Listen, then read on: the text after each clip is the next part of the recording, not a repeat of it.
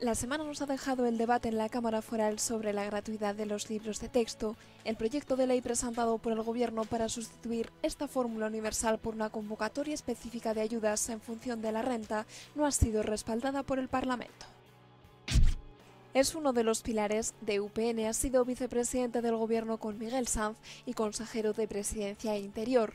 Ahora defiende la postura de los regionalistas como parlamentario. Hoy, en nuestra entrevista, Javier Caballero. En los próximos minutos también nos acercaremos a la realidad de Guinea Ecuatorial.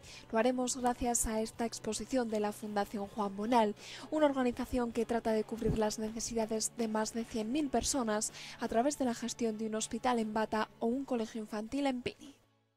¿Qué tal? ¿Cómo están? Bienvenidos a Parlamento. En los próximos minutos repasaremos la actualidad que nos ha dejado la semana en la Cámara Foral.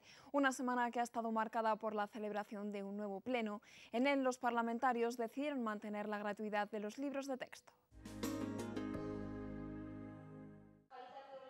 Ante unos invitados de excepción, este grupo de estudiantes universitarios y otro de un colegio de Tafalla, el consejero Iribarz ha defendido el proyecto de ley del Gobierno.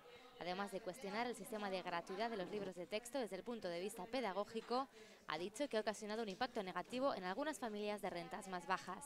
Todo lo que sea emplear fondos públicos para apoyar a las familias de rentas altas, para ofrecer ayudas a quienes no las precisan, va en grave perjuicio en detrimento de las posibilidades de ayudar a las rentas medias y bajas. Algo que no comparten PSN, Navai, Bildu e Izquierda Esquerra, que han defendido hasta 4 enmiendas a la totalidad. Que esto es un error, sobre todo cuando estamos hablando de una materia, como digo, objeto de un tratamiento constitucional específico y concreto. La educación básica es obligatoria y gratuita.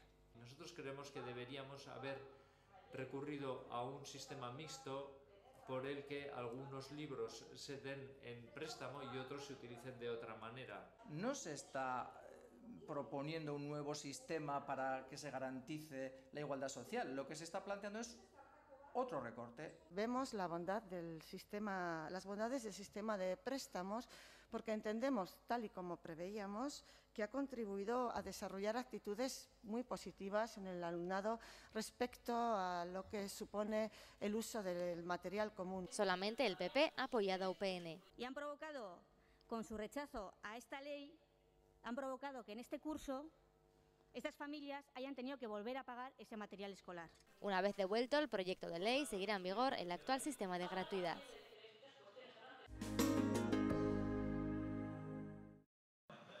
Dos propuestas de comisión de investigación, pero con diferentes objetos de estudio. Navai, Bildu e Izquierda Esquerra querían ahondar en las cuentas públicas, Caja Navarra y las empresas dependientes del Gobierno. Los socialistas se centraban en las medidas de recorte aplicadas en los presupuestos generales. Un gobierno en minoría, con un presupuesto que tiene bloqueado el 29% y donde ya ha recortado 55 más 132, 187 millones, requiere aclarar las cuentas. Y como no nos fiamos del Gobierno, puesto que además no tenemos ni una sola razón para fiarnos, dado su comportamiento, pues luz y taquígrafos. El posicionamiento contrario de UPN supondrá que sea muy difícilmente rebatible que en esta comunidad ha habido operaciones opacas, quizá irregulares y posiblemente fraudulentas. Sí hay elementos que tienen que ser investigados y que han tenido una influencia muy decisiva en que ahora la situación, a nuestro juicio, sea bastante peor de la que pudiera haber sido. Y ese matiz ha hecho que una oposición dividida no haya sacado adelante lo que realmente quería, investigar las cuentas del Gobierno de UPN. El Ejecutivo Foral se ha defendido y ha sido apoyado por el PP. La Administración de Navarra en su conjunto, tanto el Gobierno como sus ayuntamientos, es la más y mejor auditada de toda España. Nosotros creemos en la rigurosidad y en la profesionalidad de la Cámara de Comptos. Ni la una ni la otra. Finalmente, las cuentas del Gobierno no serán investigadas. Y el miércoles a la misma hora en la que el Gobierno presentaba un servicio de mediación con las entidades bancarias, en el Parlamento se aprobaba una resolución para instar al Gobierno a elaborar precisamente este plan de mediación. Los grupos de la oposición consideran que es escaso lo que ha presentado el Ejecutivo y que llega tarde en un problema que se arrastra desde hace varios años. En el texto aprobado se constata que el Código de Buenas Prácticas aprobado por el Consejo de Ministros resulta muy limitado en su alcance, pues no tiene carácter obligatorio para las entidades financieras. Es insólito que todavía el Gobierno de Navarra no tenga un plan para que todas aquellas familias que son desahuciadas se les pueda ofrecer una alternativa desde el ámbito del alquiler social, del alquiler público, etcétera, etcétera. Algo podremos hacer. Tenemos que poner las medidas que podamos y que nos permita la ley para, primero, el asesoramiento y luego, segundo, la adopción en pago. Hay una responsabilidad de los poderes públicos en la situación y eso no solo es innegable, es que no hay que perderlo de vista. La resolución muestra su apoyo a la iniciativa legislativa popular impulsada por la plataforma de afectados por la hipoteca, que pide hacer efectiva la dación en pago.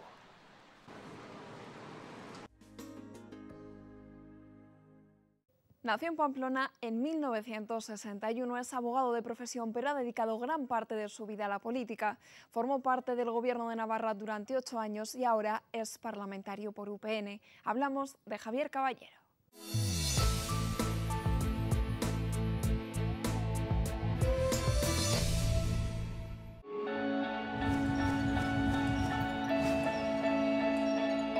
Estamos con Javier Caballero, parlamentario por UPN en la Cámara Foral. ¿Qué tal, Javier? Buenas tardes.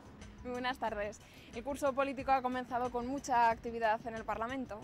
Bueno, la actividad habitual, no es tampoco nada diferente a lo que es la actividad de otros años. Es abogado de profesión, la comparte también con muchos compañeros. ¿Qué tiene la política que les atrae tanto a los abogados? Es cierto que en lo que es el mundo parlamentario, en lo que es el mundo de la administración, pues tiene mucho que ver también con lo que es la actividad de la abogacía en todo lo que es pues la función de defensa, la función de alguna manera, bueno, pues de dar voz a los derechos de las personas. Tiene mucho que ver pues con todo lo que es la legislación, la normativa, y tiene relación, sin duda.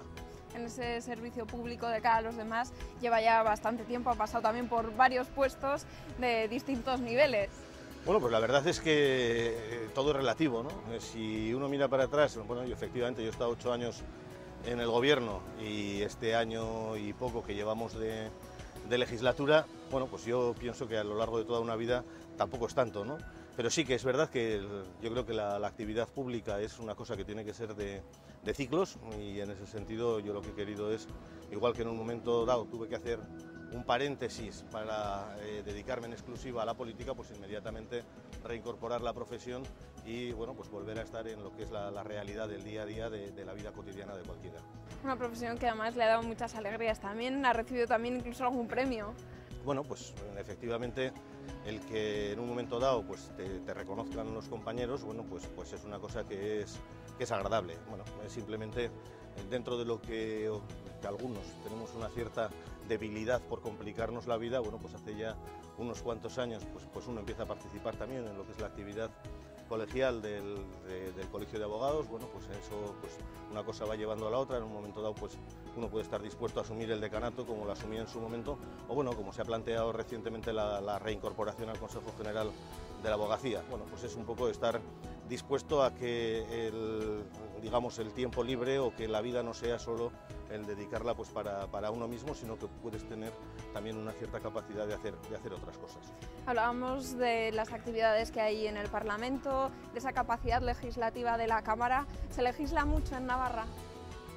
Bueno, quizás se legisla demasiado y quizás yo no diría tanto lo que es propiamente la actividad legislativa, sino pues muchas veces tiene uno la sensación de que se hacen debates muy alejados de lo que es la realidad de los ciudadanos, o quizás unos debates pues muy repetitivos. Pero es importante también que se legisle bien, y muchas veces pues está en el regate corto en lo que es pretender cambiar una norma para un problema concreto, cuando las normas tienen que ser algo mucho más estable y que pueda dar mucha más seguridad jurídica a los ciudadanos. Hoy en día, vamos, es que no da tiempo tan siquiera a leerse el boletín oficial, y eso genera inseguridad jurídica.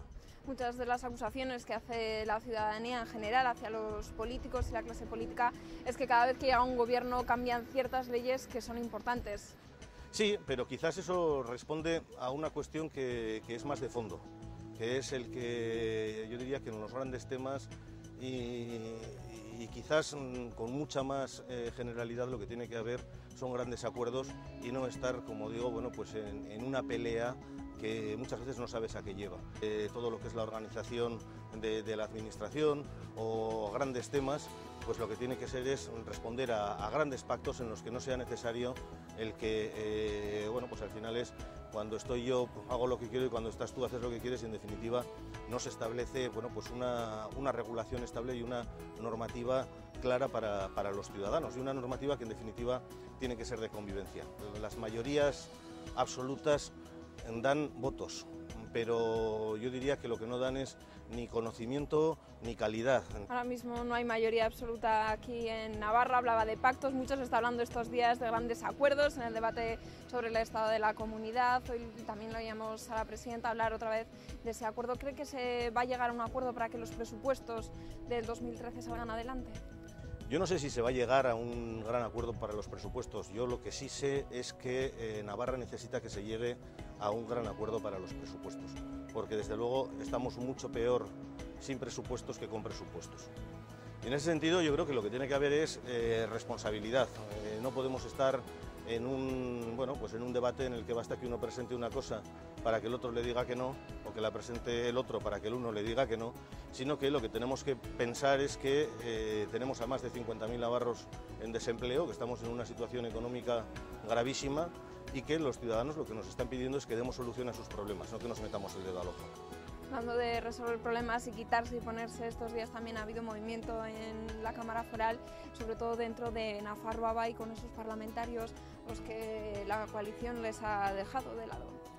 Bueno, pues la verdad es que sí, estamos asistiendo a este vodevil que estamos viendo en el que Nafarroa en el Ayuntamiento de Pamplona son unos y Nafarroa en el Parlamento de Navarra son otros.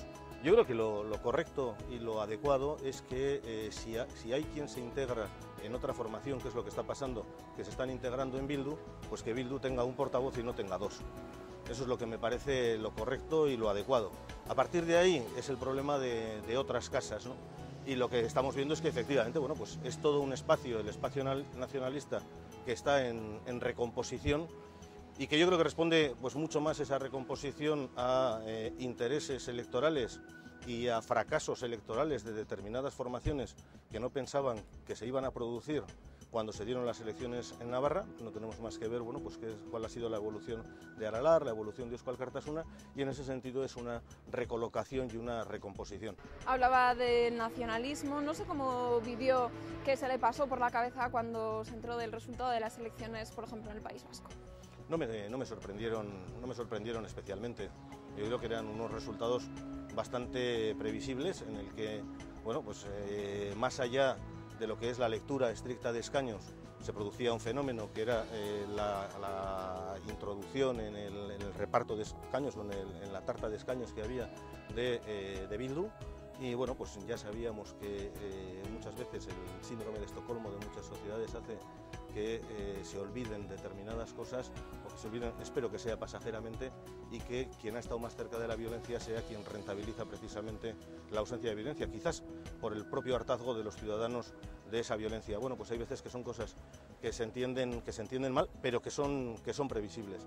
En ese sentido a mí sí me parece significativo el descenso importante en votos que ha tenido el Partido Socialista estando en el gobierno. Eso me parece que es un elemento significativo. Y luego me parece que es significativo el descenso también en votos que ha tenido lo que se ha dado en llamar el bloque constitucionalista. Yo creo que eso tiene que llevar a reflexionar y a plantearse, bueno, pues cuál tiene que ser la política que puedan entender los ciudadanos, la política nacional, la política de acuerdos. Bueno, pues al final les está pasando factura al Partido Socialista y al Partido Popular.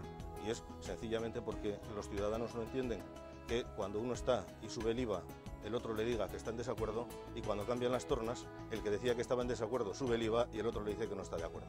Esto al final no es serio y los ciudadanos no lo pueden entender. ¿Cree que se podría dar algo parecido en Navarra a otra escala, quizá ese avance del nacionalismo? No, yo creo que el espacio nacionalista en Navarra es un espacio que está muy acotado y que elección tras elección desde los años 79, 77, que fueron las primeras elecciones, se ha venido desarrollando más o menos el mismo espacio, repartiéndoselo entre unos grupos y otros. Ahí lo que existe siempre es yo diría una permanente trifulca en la que bueno, pues van cambiándose de etiquetas, pero el bloque y la tarta viene a ser el mismo. Tiene incidencia en función del juego de la abstención, porque en función de que la participación sea menor, ellos van a votar todos y vienen sacando, pues por eso digo, espacios similares. Entonces yo creo que en Navarra el escenario electoral es un escenario que es bastante estable, y eso nos debería llevar desde luego a una reflexión de decir, bueno, pues ante un escenario electoral que es tan estable, ¿qué marco de acuerdos es el que deberíamos de tener? Porque es evidente que Navarra no es una tierra de mayorías absolutas. ¿Cómo está viviendo Javier Caballero esta etapa, este periodo, desde que ETA anunció el cese de la violencia? Pues la verdad es que con un cierto escepticismo, porque yo creo que siendo importante matar, que es muy importante, a mí me parece que es mucho más importante los valores que están detrás. Y me parece que es mucho más importante el hecho de que pueda haber gente que piense que matando se arreglan problemas.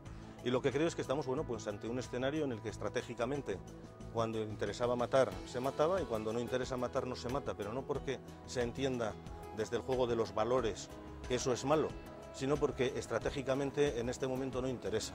Y a mí eso me parece que es muy preocupante. Me parece que es muy preocupante porque lo que tenemos que hacer en la sociedad es un rearme de valores, un rearme moral en el que digamos, como digo, que es importante generar espacios de convivencia, es importante generar espacios de diálogo, y es importante el pensar que la sociedad tiene unos problemas y la responsabilidad de los políticos es resolver esos problemas. Y en ese sentido, bueno, pues se está generando un distanciamiento muy importante entre la sociedad que tiene esos problemas y bueno, pues los que ven que se puede llegar a estrategias como ahora mato, ahora no mato. Bueno, a mí eso, ya digo, me genera pues bastante desazón, y lo veo con bastante escepticismo. Por la misma regla de tres, dentro de un año nos dicen que en su estrategia esto no funciona y hay que volver a las andadas, o simplemente no tenemos más que ver espacios como, que a mí me llamó la atención, cuando el otro día Patxi López decía que por primera vez vamos a votar con absoluta libertad, y a él mismo no le querían dejar votar. Entonces, no podemos estar engañando a la sociedad. Se votará en absoluta libertad y viviremos en absoluta libertad cuando nos respetemos unos a otros. Pero en la medida en que hay quienes han estado matando y ahora siguen queriendo imponer sus ideas de otra manera y no respetando el juego de las mayorías, llamando fascistas a los demás, bueno, pues estamos en una sociedad en la que siguen faltando esos valores. Javier Caballero, parlamentario de UPN en el Parlamento de Navarra, muchas gracias por estos minutos y por haberle dejado conocer más de cerca. Muchas gracias a vosotros. En Guinea Ecuatorial, la esperanza de vida no supera los 44 años. Casi la mitad de la población no tiene acceso a agua potable y miles de niños se infectan cada día de SIDA. Es la realidad que nos muestra la Fundación Juan Bonal a través de esta exposición que pueden visitar en el Parlamento hasta el 2 de noviembre.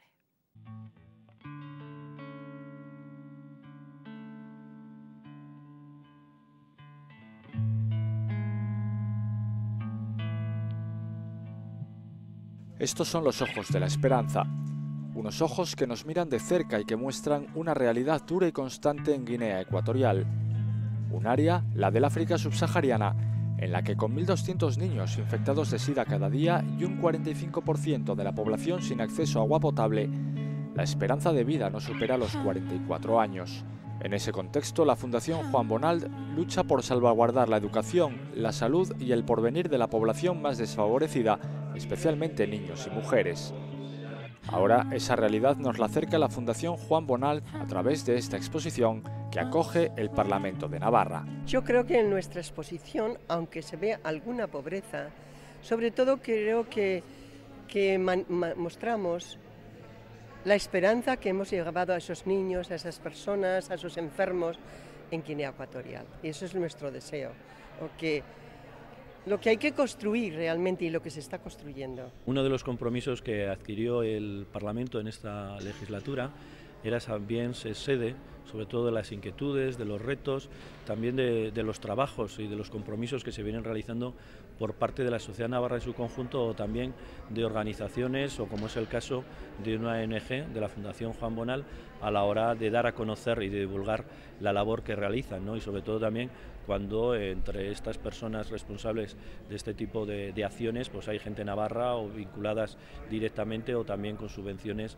de las propias instituciones navarras o del Gobierno de Navarra. Nosotros ya hace años nos planteamos sensibilizar a la población, sensibilizar a las familias, sensibilizar a los niños sobre otras realidades que existen, es decir, tomar conciencia de que no es nuestra realidad que hasta ahora hemos tenido la que viven en todo el mundo, sino que hay muchísimos niños que no tienen esas posibilidades y que nosotros debemos comprometernos en esa ayuda.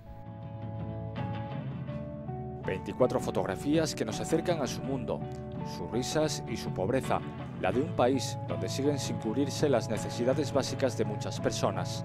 Realmente es sorprendente, no solamente en Guinea Ecuatorial, sino en la mayoría de los países que conozco bastantes de esta gente pobre. Es maravilloso ver esos ojos tan preciosos, tan transparentes, tan sonrientes, lo cual nos demuestra que la riqueza no es lo que da todo, porque a veces vemos muchos niños con muchas cosas y realmente tristes. Realmente se ve el compromiso que tiene esta fundación pues por promulgar fundamentalmente y permitir que los ciudadanos más desfavorecidos y más vulnerables, como suelen ser los niños, las niñas y las mujeres, puedan acceso a una educación y a una sanidad básica. Unas imágenes que reflejan la realidad y la obra de las Hermanas de la Caridad Santa Ana en Guinea Ecuatorial en la atención sanitaria y hospitalaria y en la enseñanza primaria, con la que cubren necesidades de más de 100.000 personas a través de la gestión de un hospital de bata y un colegio infantil en Bini. Y ante esta realidad, la Fundación Juan Bonal busca y encuentra los ojos de la esperanza en este país que hace años fue colonia española. El deseo es que se den cuenta, que tomemos conciencia de esa realidad y que nos comprometamos con ella. Yo sé que recibimos muchos flash sobre muchas realidades, pero bueno, esta es una más y yo creo que importante.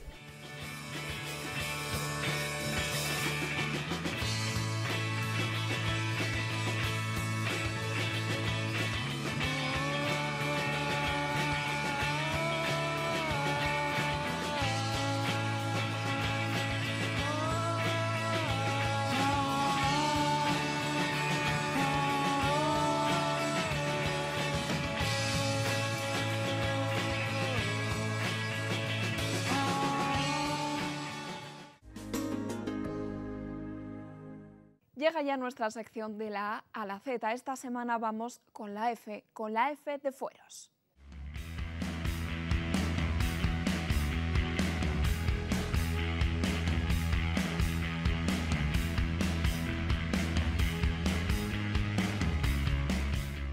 En Navarra, decir fuero significa referirse a las leyes y costumbres civiles, políticas, administrativas o económicas, es decir, al régimen jurídico propio y al ejercicio del autogobierno mantenido a lo largo de los siglos. El fuero confiere a los navarros el derecho a decidir sobre todo aquello que les afecta directamente, con el límite del respeto a la unidad constitucional. Los fueros son fruto del pacto mantenido con nobleza y firmeza entre Navarra y la instancia que en cada momento ejerce el poder soberano del Estado. El conjunto de principios de la monarquía navarra fue originariamente transmitido de forma oral y a partir del siglo XIII se plasmó por escrito. Durante más de un milenio, Navarra ha mantenido su régimen foral y lo ha adaptado a la realidad de cada momento mediante sucesivos pactos. Hoy en día se mantienen plenamente vigentes.